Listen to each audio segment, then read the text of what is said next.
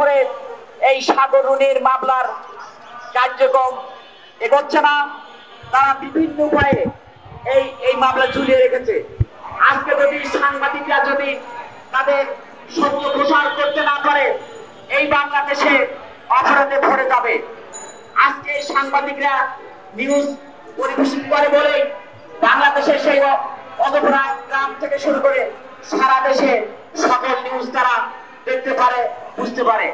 আজকে সাংবাদিক নির্যাতন হচ্ছে, সাংবাদিকদের নির্যাতনের জন্য কি করা দরকার, আইন করা দরকার, এবং রাষ্ট্র কি ব্যবস্থা নেবে সাংবাদিকদের জন্য, এ ধরনের একটি রুলস, এ ধরনের আইন করতে হবে, যাতে কোনো সাংবাদিকদেরকে সত্য লেখার কারণে তাদেরকে জীবন দিতে না হয়, তাদেরকে বাবা হাতে না হয়, ভাই হাতে না হয়, এভাবে নির্যাতন যেন বাংলাদেশে আনা হয়। এজন্য বাংলাদেশে এমন একটি সুশাসন এবং একটি রাষ্ট্রের প্রয়োজন, যেখানে সাংবাদিকরা তাদের মত প্রকাশ করতে পারবে। বাংলাদেশের রাষ্ট্রের গুরুত্বপূর্ণ অর্গানগুলো তারা তুলে ধরতে পারবে। এই জন্য আজকে যদি আমরা ইলেকট্রনিক্স প্রিন্ট মিডিয়াকে স্বাধীনভাবে যদি আমরা কাজ করতে দেই, তাহলে বাংলাদেশে একটি সুখী সমৃদ্ধশালী একটি রাষ্ট্র গঠিত হবে। আপনারা জানেন, দীর্ঘ 17 বছরে সাংবাদিকদের কোনো স্বাধীনতা ছিল না। স্বৈরাচারী শেখ হাসিনা সরকার মানুষের উপর জুলুম নির্যাতন চালিয়েছে।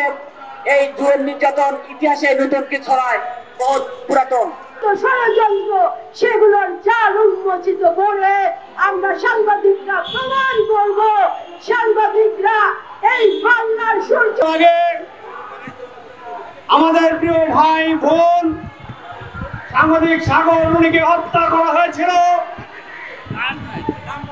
সেই বিচার আজও আমরা পাই নাই।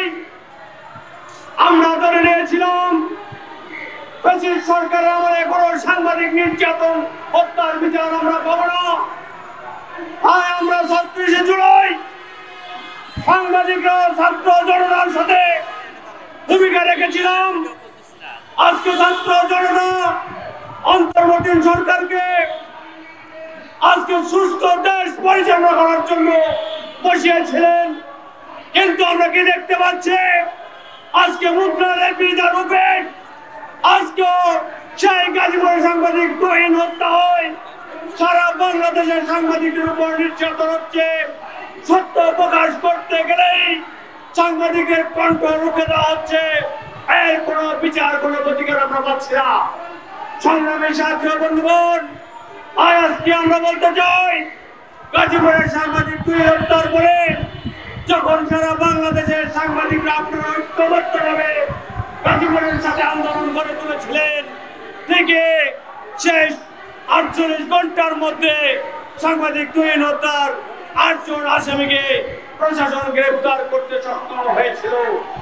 সংগ্রামী সাথী বন্ধুগণ, তাই বলতে চাই, আগামী দিনেও যদি কোন সাংবাদিকের উপর নির্যাতন হয়, কোন সাংবাদিককে হত্যা করা হয়, আমরা সারা বাংলাদেশে এই যুগে রাজপথে নেমে পড়বো, তাহলে আমরা বিচার পাবো, নতুবা পাবো না। সংগ্রামী সাথী বন্ধুগণ, কাপাসিয়াদের সাংবাদিক মুজাহিদের উপর হামলা হয়েছে। একজন গদারি কাসেম নামে সে সরকারি জাগর, সে লুট করে নিয়ে যাচ্ছিল গদারি গাছ, সেটার প্রতিবেদন করতে যাওয়ার পর তার উপরে হামলা করা হয়েছে, মামলা হয়েছে। আমরা আশা করি অতি দ্রুত তাদেরকে সর্বোচ্চ সাজা দিয়ে সাংবাদিক নির্যাতনের বিচার হবে, এবং আগামী দিনে কোন সাংবাদিক সত্য প্রকাশ করতে গিয়ে আর কোনো বাধার সম্মুখীন হবে না, এই আশাবাদ ব্যক্ত করে আমি আমার বক্তব্য শেষ করছি। আসসালামু আলাইকুম ওয়া রাহমাতুল্লাহি ওয়া বারাকাতুহু।